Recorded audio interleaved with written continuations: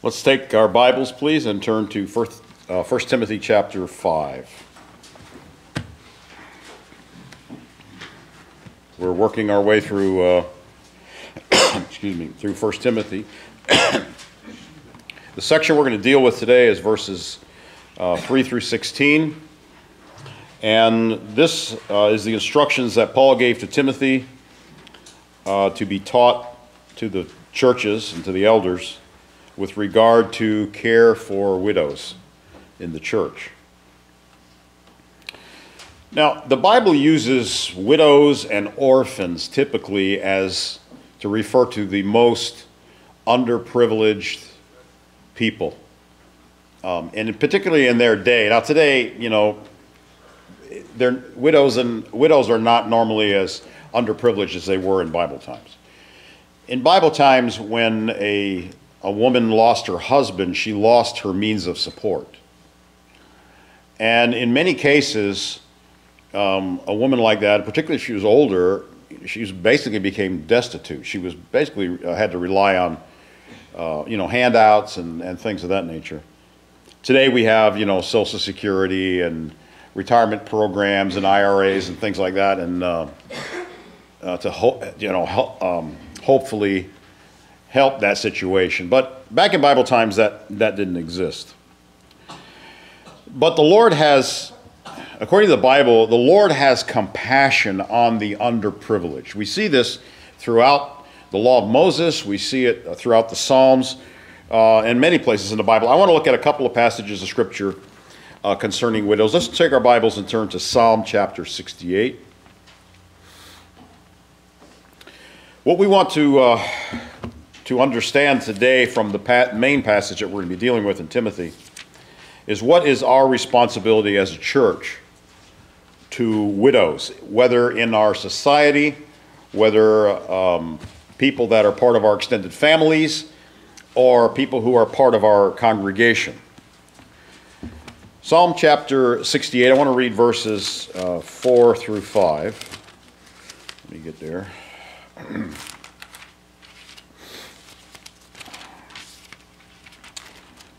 Sing to God, sing praise to his name, extol him who rides on the clouds. By his name, Yah, that's the shortened version of Yahweh, and rejoice before him. A father of the fatherless, a defender of widows is God in his holy habitation. Look at that. A father for the fatherless and a defender of widows. I want you to turn to Malachi chapter 3. The Bible has a lot to say about those who would exploit the underprivileged class of people. He considered it a serious crime. Malachi chapter 3, verse 5.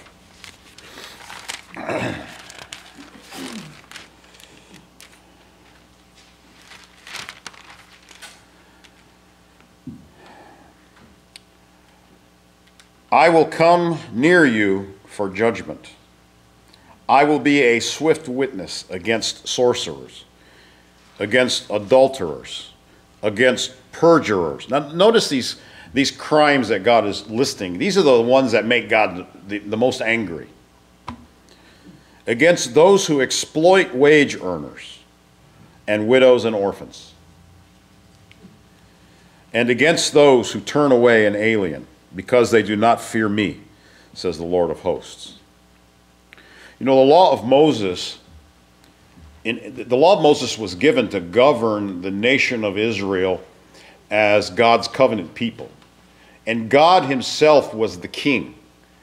And the laws that he gave through the Ten Commandments and the rest of the laws that are contained in the books of Moses were meant to provide a system of justice to govern this nation. It had laws to do with pretty much every aspect of life for the Jews who were under that law. But I want you to notice what provisions the law had for those underprivileged people such as widows and orphans. Look at Deuteronomy chapter 24. Excuse me.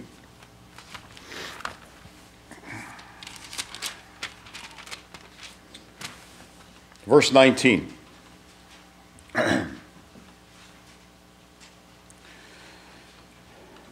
When you reap your harvest in your field, and you forget the sheaf in the field, you shall not go back to get it. That was a bundle of wheat. It shall be for the stranger, the fatherless, and the widow, that the Lord your God may bless you in the work of your hands. When you beat your olive trees, you shall not go over the boughs again, or a second time. It shall be for the stranger, the fatherless, and the widow. When you gather the grapes of your vineyard, you shall not glean it afterwards. It shall be for the stranger, the fatherless, and the widow. And you shall remember that you were a slave in the land of Egypt. Therefore I command you to do this thing.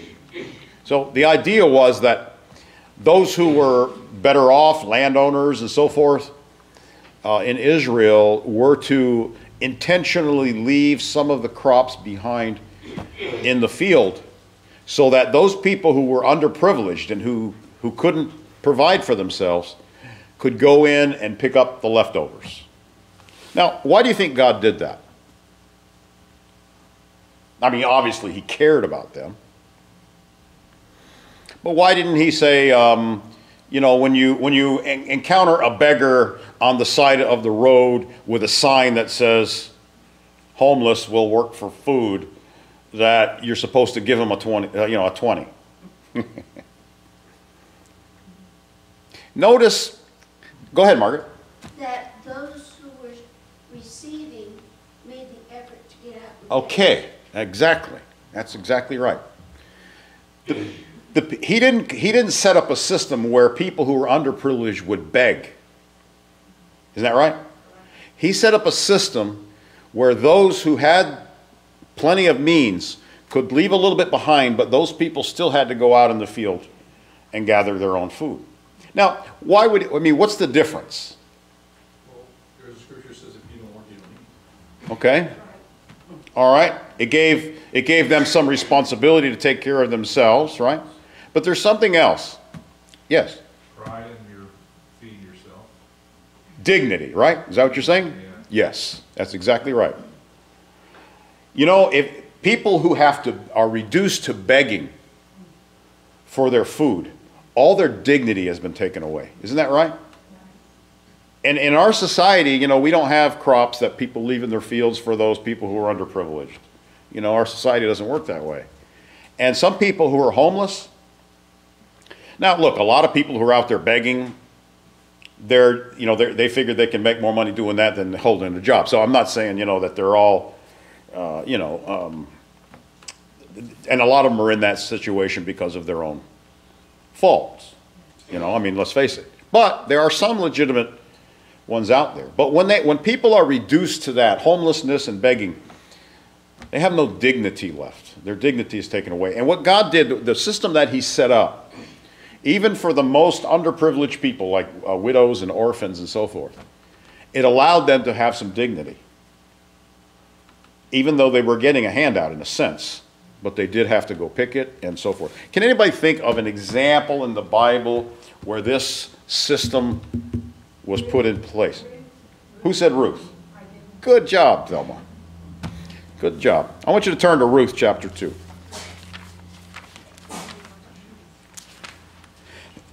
Excuse me. Oops.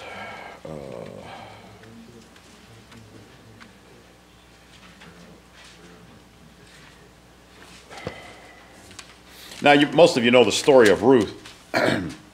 Ruth was Naomi was a Jewish woman who had moved, because of famine, had moved into the land of Moab. Her husband died. She had 3 sons, and her 3 sons married 3 Moabite women, foreigners. And their husbands died, and so now we have Ruth, the mother-in-law of these 3 women, and who are all widows. All of them are widows. Naomi goes back to Israel, and Ruth, who's a Moabite girl, goes with her. Let's look at chapter 2, verses 1 through 9. There was a relative of Naomi's husband, a man of great wealth of the family of Elimelech. His name was Boaz. So Ruth the Moabitess said to Naomi, "Please let me go to the field and glean heads of grain after him, in whose sight I may find favor." And she said to her, "O my daughter, go, my daughter." And she left and went and gleaned in the field after the reapers.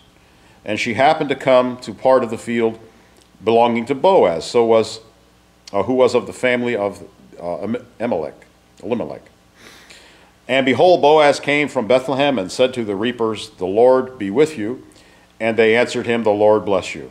Then Boaz said to his servant who was in charge of the reapers, "Whose young woman is this?" So the servant who was in charge of the reapers answered and said, "It is the young Moabite woman who came back with Naomi from the country of Moab." And she said, "Please let me glean and gather after the reapers among the sheaves." So she came, and he continued from morning until now, though she rested a little in the house. You can see her. She's following around after the reapers and picking up what falls off the cart and so forth. Is she working? Yes. Is she doing something to help her situation? Yeah. See, I think this was really a beautiful law that God put in his law, so that these women who had no other means of support could still support themselves in a sense that gave them a little bit of dignity and so forth. Now, the question then comes, should we as Christians, what should our attitude be towards widows? I want you to turn to James chapter 1.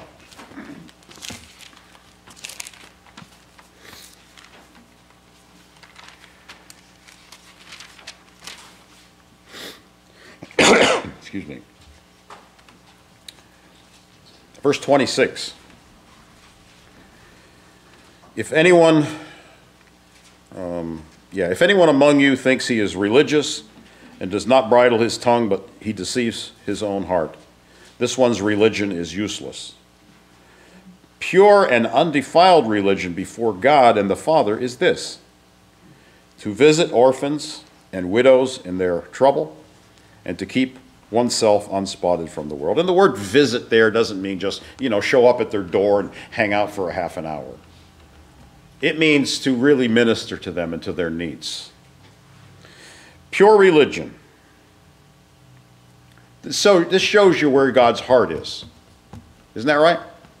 His heart is for the underprivileged. His heart is for those who are hurting. His heart is for those who are suffering, for those who don't have anything or don't have much. But the question then is, well, we as Christians, it says, the widows and the orphans, should we be feeding all the orphans and supporting all the widows out there? I mean, there's lots of them out there. If their families can't feed, it says to do that. Okay, well, what if they're, let's take a survey of our neighborhood, this zip code area. We find all the widows. Should we as a church be going from door to door and supporting all those widows? It's a good question, because this passage doesn't really qualify what widows he's talking about specifically. Walter? Well, I was going to say that you would start in the church. You start in your own group here first. First? But after we do that, then what? I think as the Lord lays on your heart to move out to help other people if you're able to. I mean, you can get to a point where you can help everybody in the world, and all of a sudden you leave your own family to cry. Okay, I'll tell you what. Go to Isaiah chapter 9. Let's see what God says about this.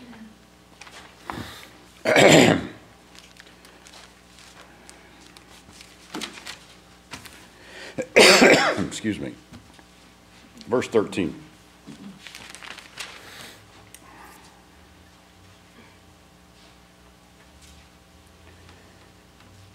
For the people do not turn to him who strikes them. This is God. Nor do they seek the Lord of hosts. Therefore the Lord will cut off the head and the tail from Israel, palm branch and the bulrush in one day. The elder and honorable, he is the head. The prophet who teaches lies, he is the tail. For the leaders of this people cause them to err, and those who are led by them are destroyed. Therefore the Lord will have no joy in the young man, nor have mercy on their fatherless and widows. For everyone is a hypocrite and an evildoer, and every mouth speaks folly. For all this his anger is not turned away, but his hand is stretched out still. For wickedness burns as a fire, it shall devour the briars and thorns, and so forth. What's God saying here? That he's going to have no mercy on the widows in this particular instance. Why? I don't hear anything. Because they're not faithful to him. They're not faithful to him. They're hypocrites. Now, you know, he's talking about specific ones. He's not talking about all widows.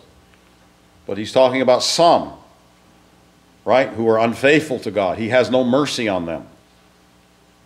You know, in the Sermon on the Mount, in Matthew chapter 5, Jesus told, in fact, I'll tell you what, let's read that. I think this is an important point. Go to Matthew chapter 5, verse 42.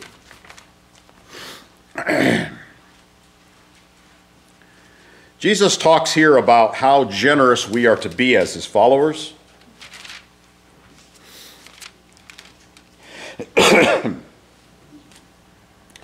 He says, verse 39, I tell you, do not resist an evil person. Whoever slaps you on your right cheek, turn the other to him also. If anyone wants to sue you and take away your tunic, let him have your coat. And whoever compels you to go a mile, go with him too. Give, now notice this, give to him who asks you, and from him who wants to borrow from you, do not turn away. Oh. Now, is that a command that is universal? Everybody who comes to the door of this church and wants a handout, should we give them what they ask for? And even more. Well, what's that? You need to be good stewards of God's stuff. If we take that verse as meaning, you know, this is a universal thing you do for everybody, then it would seem that way. And what would happen to our church? We would deplete all our budget in no time. Word would get around, hey, they're giving out free money at Oasis Christian Church, right? And we'd have a line out there all the way down to Hillsborough Avenue, right? We would go under in no time. Well, if you continue reading this very same sermon in chapter 7, he's still speaking in the same sermon, and he says in chapter 7, verse 6, he says, do not give what is holy to dogs, nor cast your pearls before swine, lest they trample them under their feet and turn and tear you in pieces. Wait a minute, he said if somebody asks, don't turn them away, and now he's saying don't give what's holy to dogs and pigs. You see, there's a balance here in what Jesus commands. There's a reason why he says to turn the other cheek and to give to those who ask of you, and those who, he's talking about those who persecute you and so forth. And then at the same time, he says, you need to distinguish between different kinds of people. See, just like it said back there in Isaiah, that God has no mercy on some of the fatherless and some of the widows and so forth under certain circumstances, but in other circumstances, he has great compassion for them. We read in Malachi that, you know, God is angry with those who would exploit those who are underprivileged widows and so forth. See, so what do we get from all this? We seem to be looking at some opposite things or things that seem to be in conflict. But how do we find balance in all that? Anybody? Stephen? Yeah, I mean, you can draw a distinction between the rules that God sets up for how the people are to govern themselves within his own community. And he's putting these restrictions on, you know, who to bless and who to support and not, to draw a distinction between those that are faithful and those aren't. Okay, God draws a distinction between those who are hypocrites and those who are not, right? And those who truly are in need, but they are looking to God for their sustenance. He draws a distinction in these passages. Well, let's look at the passage that we have actually to go over today in 1 Timothy chapter 5, because the Apostle Paul actually gives some guidelines here in drawing these kinds of distinctions. Let's read it. We're going to read 1 Timothy chapter 5, verses 3 through 16. He says, attend to those widows who are truly widows. Wait a minute. Okay, there's a class of widows, and in the class of widows there are truly widows. What does that imply? I mean, what does that statement say? If you think about it logically, what does it imply? Maybe there are hypocrite widows. You think? Well, let's continue reading. Verse 4. Yet if any widow has children or grandchildren, let them learn to be first devoted to their own family and to give back to their progenitors, that is, their parents. For this is good and acceptable in the eyes of God. But the one who is truly a widow, and now notice the words in brackets here, having become destitute. That's how he defines what truly a widow is. Having become destitute, has become dependent on God, and continues in petitions and prayers night and day. Is this widow a hypocrite widow, like we read in Isaiah? Okay. Is she a follower of Christ? Yes. He says she's truly a widow. She has become destitute. She has become dependent on God, and she continues in petitions and prayers night and day. Now look at verse 6. He says, but the extravagant one, that is an extravagant widow, while alive has died. Then he says, charge these things also, so that they may be blameless, that is, widows. And if anyone is not providing for his own, especially those of his family, he has disowned the faith and is worse than a disbeliever or an unbeliever. Now, question, where does the primary responsibility lie for taking care of widows, according to this passage? Who is responsible to take care of widows? Who? Children. The children and the grandchildren. It says grandchildren also. Look at verse 4. If any widow has children or grandchildren, let them learn first to be first devoted to their own family and to give back to their I always trip over that word. Progenitors, is that correct? Yeah. Pronunciation? Thank you. That is their parents. The first responsibility for taking care of widows is her children and her grandchildren. All right? That's what the Bible says. Now, what if her children and her grandchildren are unbelievers and they could care less about mom? And they leave her. Let's say we have a lady in our church who's a widow. And she's got, I don't know, 3 or 4 children. But they could care less about her. They'd leave her destitute. How would this passage apply? Should we take up the slack?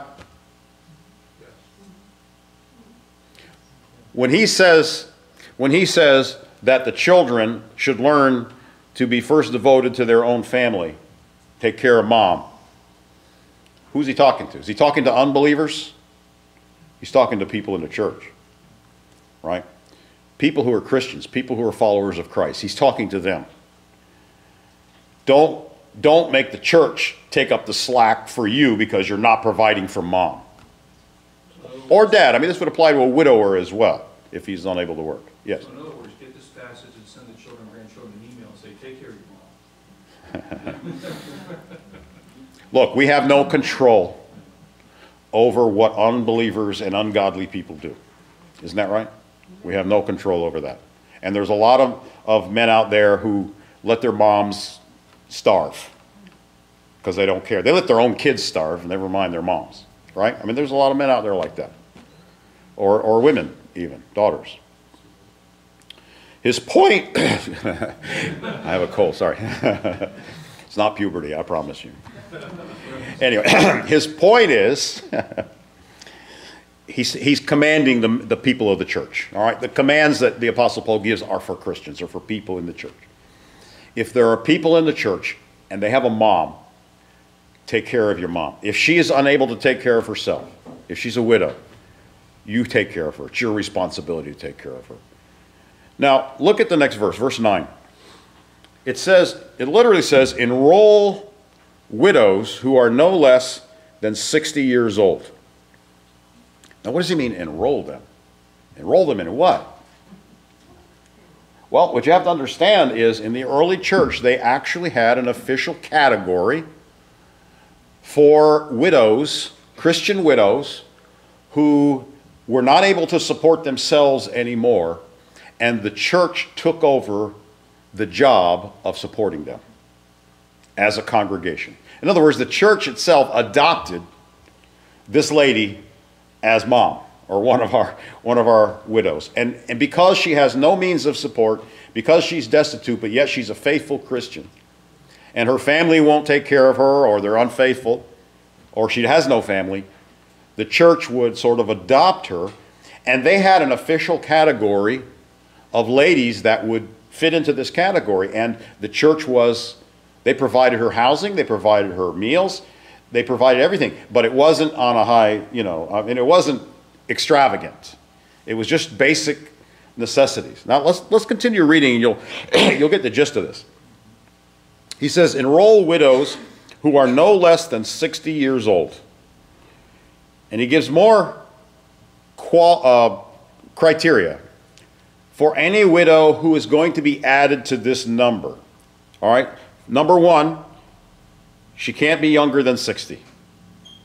Number two, the woman of one man, or a husband of one wife. That is, she, and he uses the perfect tense here, so it literally says, having been the wife of one man, or the woman of one man. That is, she lived her life with one man.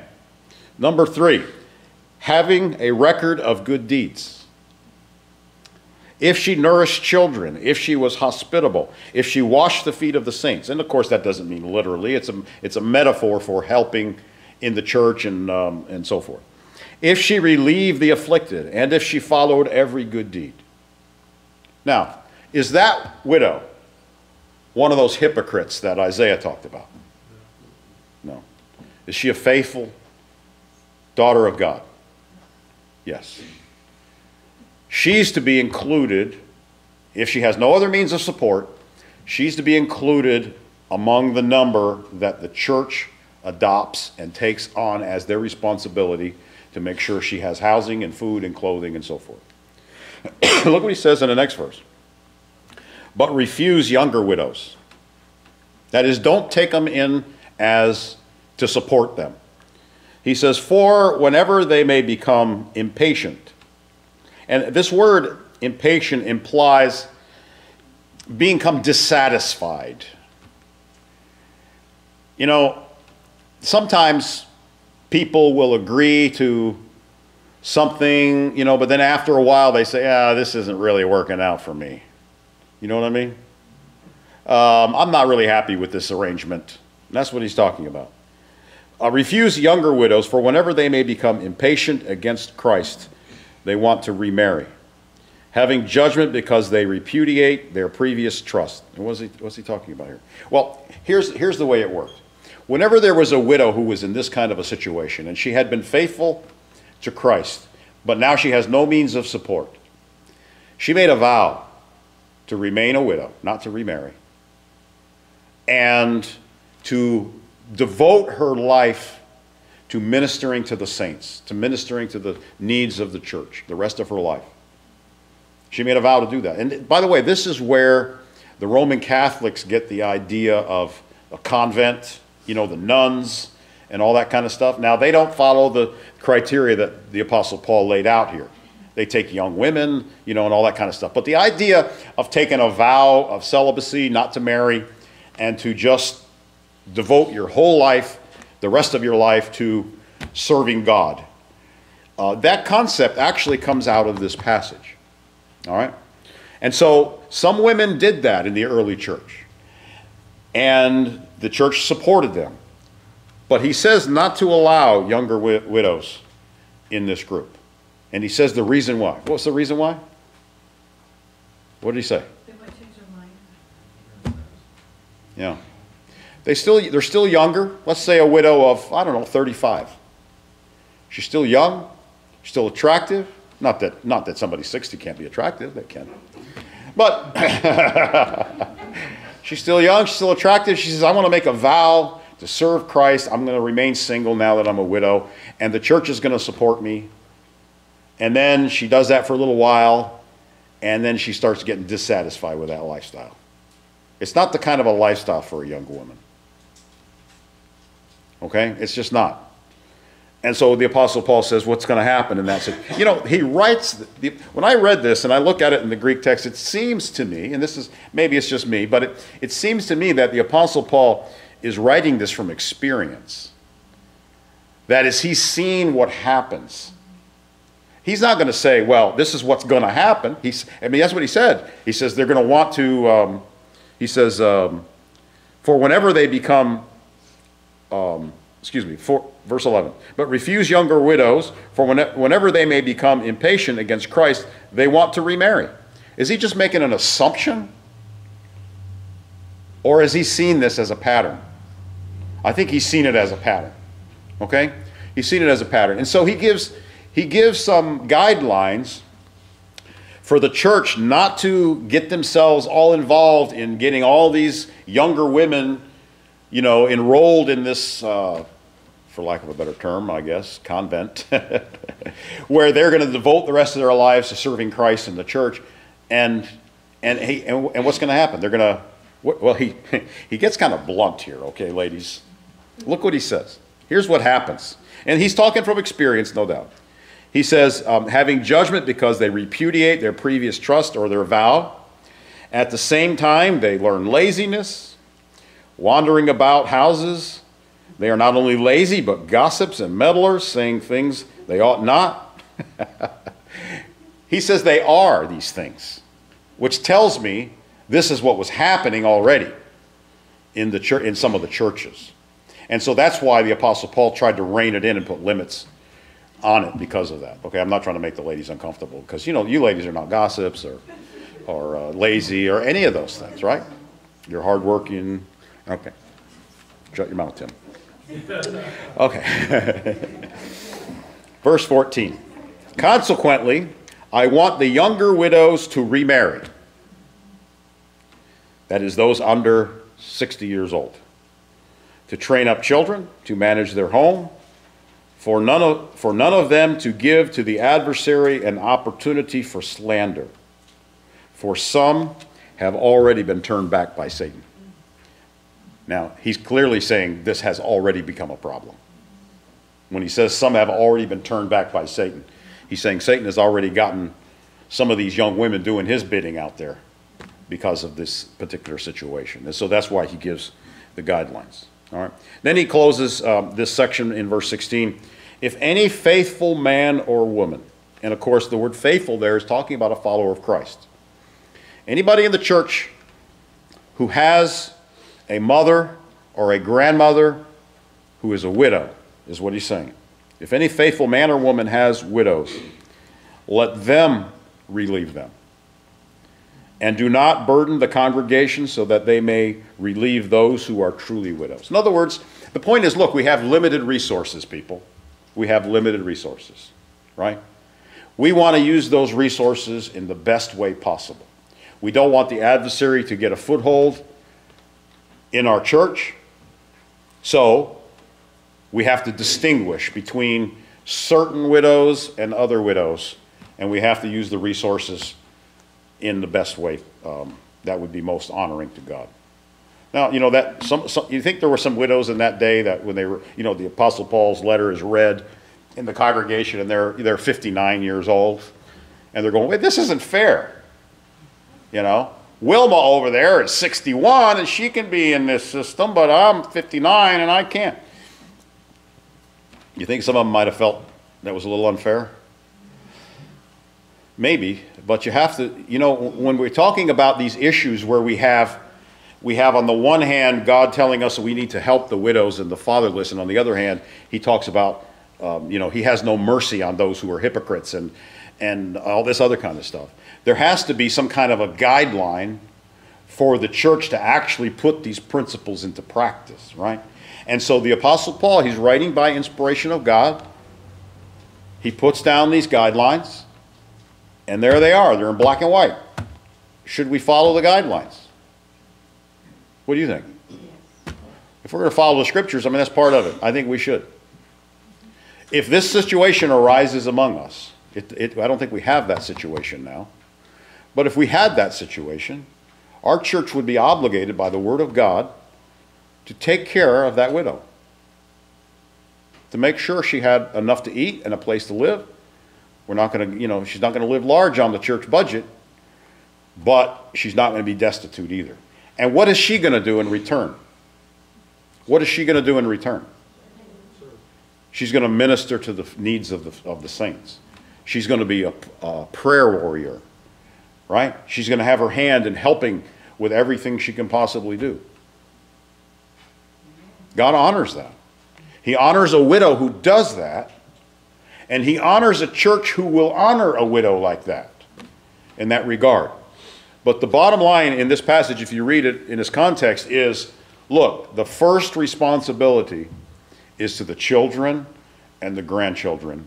If there's any way that the children and the grandchildren can take care of their parents, they have the responsibility.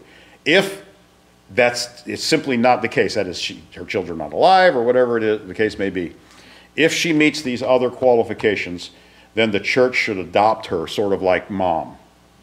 It will all treat her like mom as a congregation and take care of her until the day of her death. That's what the scriptures teach. The principles really are the same as what we saw in the law of Moses. Isn't that right? The law of Moses allowed widows a means of support, but not to just be lazy, not to just sit around and not do anything and have everybody, wait on them. They still had to go out and do it, but they did it with a sense of dignity. And the New Testament does exactly the same thing. And it puts the responsibilities in all the right places. That's what we have here. All right? Any questions, comments? Walter? Back in verse 10, when you said that if she has washed the saints' feet, you said that was a metaphor. I think that's literal.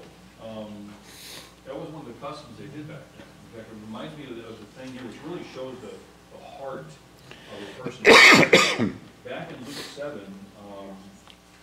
when Jesus had entered the home of Simon, a woman came in there and she started to, I'll just go to verse 44. He said, then he turned to the woman and said to Simon, do you see this woman? I entered your house. You gave me no water for my feet, but she has washed my feet with her tears and wiped them with the hair of her head.